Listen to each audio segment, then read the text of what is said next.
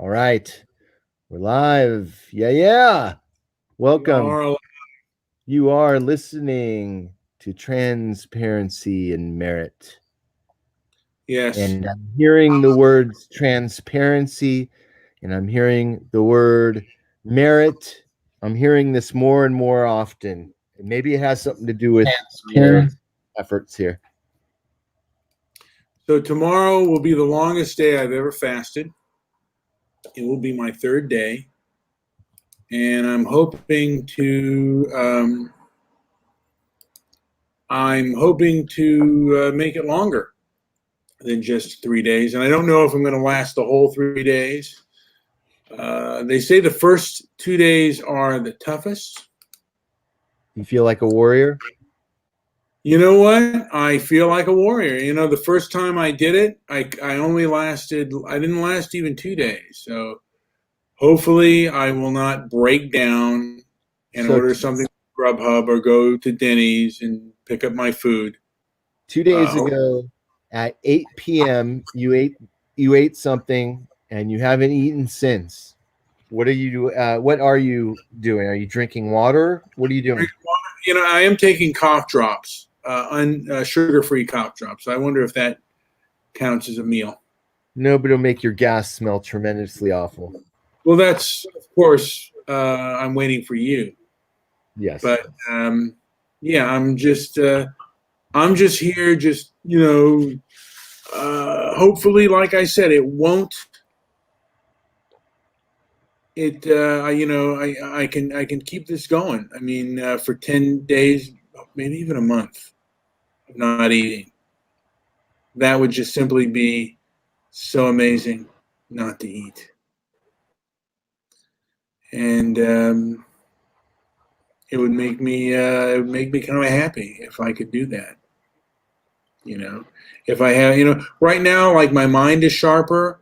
I feel less lethargic, and Mhm. it's really been wonderful. I mean, the benefits are really great. Um, I wish there was a drug or food that I could take that could, I wish just eating a thing of cheesecake would make me feel this good, but it doesn't. I mean, although cheesecake does taste good, the end result is not good. Oh, by the way, I've noticed uh, that the Cheesecake Factory no longer. I don't know why, but the Cheesecake Factory no longer serves carrot cheesecake, which I, wonder, is, I wonder if they're struggling to stay in business at this point. maybe they are, They're but they're one of the stronger restaurant chains, though. who doesn't want a cheesecake from time to time? Joe, are Uh, are for me, you not? Yeah, go for ahead. me, it's maybe once a year, but when I want it, I want it. How about a good chocolate cake? That I do a little more frequently, but still, I'm not super huge into. I like cake. I like moist. Have you ever had Oh yeah, something called a tres leches? I believe so. It's basically a cake soaked at the bottom with like milk or cream, Yes. and it's heaven. Like that was my probably my biggest. I'd go seeking those out at the stores when I wanted cake. Have you ever had a um, Have you ever had a Toll House pie? You know what? I think I have. I think Well, I've had at Coco's. They've got a cheesecake, an Oreo cheesecake. You ever had that? I believe I have. How was it? Amazing. I used to, you know what it was? It was a sour cream cheesecake, and I would get that. I would go and that's the only reason ever for me to go to Coco's. Would that be great with like maybe like what kind of alcoholic beverage would be best with? I mean, maybe some cannabis, and then Maybe was maybe some Kahlua if I was going to drink, but you know that that right there was just that and some water yeah, just to wash it down, and then just yes, you don't want anything interfering with the taste of it. yeah, yeah, and some of those what is those famous Amos cookie houses that bake are the Toll House cookie house places that bake those fresh cookies uh, right out of the oven. Uh, Now, are you a chocolate chip cookie fan, Joe, or no? I see you I nodding can't your head. I can't say that I would turn one down. Yeah. Sometimes I'm in the mood for a real, like a real hard one Okay. that's been cooked a lot. There's sometimes, but mostly I like the soft, gooey ones. Have you ever had like a homemade, like someone where there was a a cookie place that made like right on the spot a ice cream like a chocolate chip ice cream sandwich, which looked like you get it piping hot. The cookie they heat the cookie up. It was soft still, and they'd heat it up, and it would be in between that just a smooth thing of vanilla ice cream, and it was like literally to die Well, for. there was a place called Carvel's for a while that did something like that. Oh yeah, Carvel's was great, and they'd have that long thing of ice cream. I remember they had, yeah. So food is great. I mean, food is like they make it very palatable and very addicting. Was there a Carvel's on the west side? I believe so. Oh yeah. That place was great. But they made their run, I think, in the late 80s and 90s. They were kind of done. And let's not forget like a good cheeseburger from time to time is always. Do you remember All American Burger, Joe? Had some all American burgers. Those were tasty. You're gonna Hamburger Hamlet? I think you're gearing to end your fast. No, I'm not. I'm not going to end my fast. I'm not going to be. I'm not going to. You know what? I'm not going to be that weak. One thing I could say, and I'm not fasting, but I did eat lighter today in honor of your I don't know, in honor of your fast. I ate pretty healthy, two light meals today. One thing I'll say is I've trained myself through overtime to not crave. There's no foods I actually like. Every once in a while, I'll crave like some good sushi but when I eat a good sushi meal, I feel good. The Japanese restaurants care for their food, and there's always a lot of vegetables implemented into the tastes, and so if there's a food I crave once in a while, I get hankering for some good sushi, and but the sweet tooth, that's something that's newer. I'd say probably in the last 10 years where I started really wanting something sweet to end the night. But then I started putting some honey in my tea, and I can get by with that. Yeah, it is a struggle, and like I said, food is a struggle, and I'm thinking about it now, maybe a little bit strongly, and I'm having really strong urges to want to eat. We want to go to, to the 7-Eleven and get some potato chips and scarf them down. I have some chimichangas. They're now serving, a couple days ago they served Slurpees, and like I had a sugar-free Slurpee, but the thing I notice about sugar-free stuff is they actually make your body want things that are sweet. So they're actually detrimental um, to your health. If you're trying to cut sugar, you should just, anything that seems kind of sweet, you kind of want to cut that off uh, and not make that part of your life. And it's been a struggle, but I'm gonna continue this. And I don't know why I'm having the sudden thing of willpower as I do now, but it's there. It might have had something. I'll tell you something. A person that I knew passed away, and it was I believe I believe it was the person had liver failure, and I believe it was both alcohol, perhaps even drug related. And yes, I did make it, Darren, but it kind of just I decided that day that I was going to begin to fast,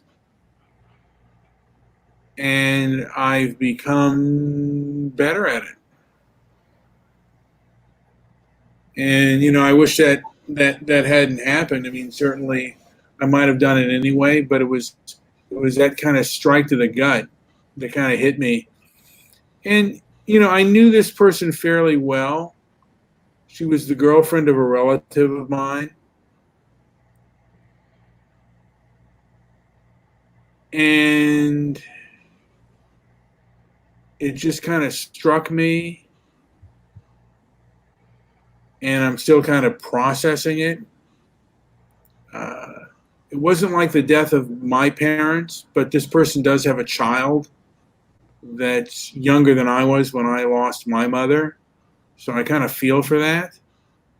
But and sometimes I think traumatic things that kind of kick you in the gut can have a very negative or very positive effect on you. It's unfortunate that is the case, but this is something that to a degree had somewhat of I don't even want to say it positive because the person passed away. I might have done it anyway, but it was hearing that news. Inspiration comes in some weird ways, and I say go with it. I'm sure that person would be proud of you for taking care of yourself. Yeah, and like I said, there are.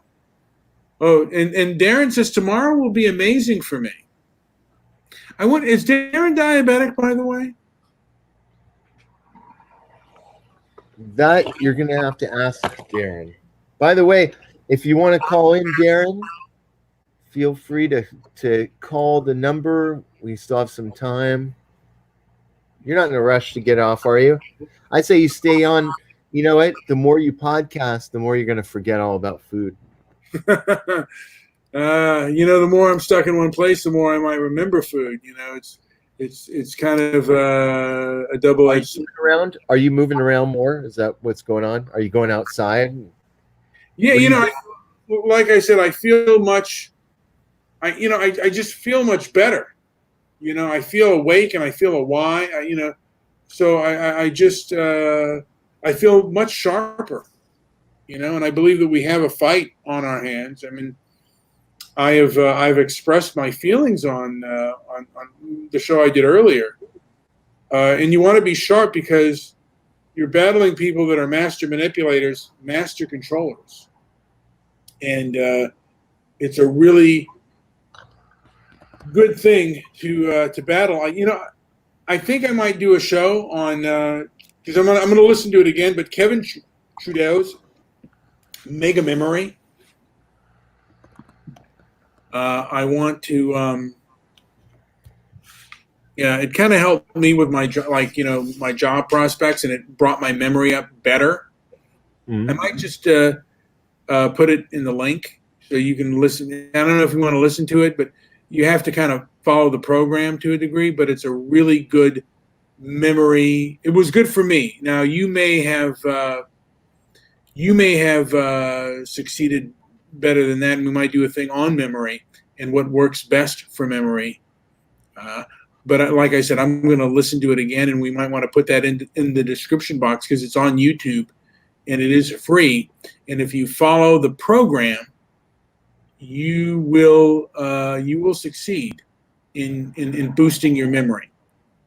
That to me is, I think, I almost. bet I bet writing down your ideas is at the top of the list. Yeah, absolutely. I started to write down my ideas right away, and like I said, I think we're battling. In my eyes, we're battling something against the decency and nobility of the Western world, and we're in a fight, and we want to get back to tolerance and due process and thoughtfulness. That to me is what transparency and merit is all about, making a more decent and thoughtful world. And we can only do that with constructive conversation and constructive debate. We can't do it with arguing with each other, and we can't do it through war. Although self-defense is an option, that is the last one. That is the last option that we should take. But I do believe that we are battling a very vindictive, very nasty force that will destroy the Western world if not taken under control, and not if it doesn't lose control, it will. I think it will absolutely destroy the Western world as we know it. I believe that, and I could be completely wrong on this, but what I see coming down the pike is not good. So, All right. So, and like I said, I'm struggling right now with my food. I don't know if I want to keep on as long because I don't want to repeat myself, Joe. I think that's not. All right, let's end it. So it's because it's not a good show. If I, habitually repeat myself and I run out of things to say, but I'm going for the third day tomorrow. When I wake up, will be day number 3. I'm hungry right now a little bit, but that's going to pass. And let's end it. Hey guys, if you yourself have a fasting story, have any inspiration, or want to be inspired, why don't you like and follow this? This is really a good segment because good people have to be sharp and healthy. And it's the hero's journey, which is sadly missing from so many of today's pop culture and film. We don't get to see the real struggles that we need to go through. We're all living our own hero's journey, and I could actually. I think next time we do a show, we'll talk a little bit more on that and find out where you fall, where you're at in your hero's journey. So, but yeah, go ahead and subscribe, and that's a good idea. If you have a story of your own, make sure you leave it, and we'll check it out. Absolutely. Read it on the air, live. Yeah, because we need more people getting healthy and staying healthy. And for me, fasting, like controlling your appetite, means also controlling your surroundings. And the more you can control of yourself, the less control that others will have over you. The more pain you can inflict upon yourself, the less pain that others can inflict upon you. You have to be tough striving to be tough is a good thing within the society. And particularly if you're fighting groups that want to take your rights away.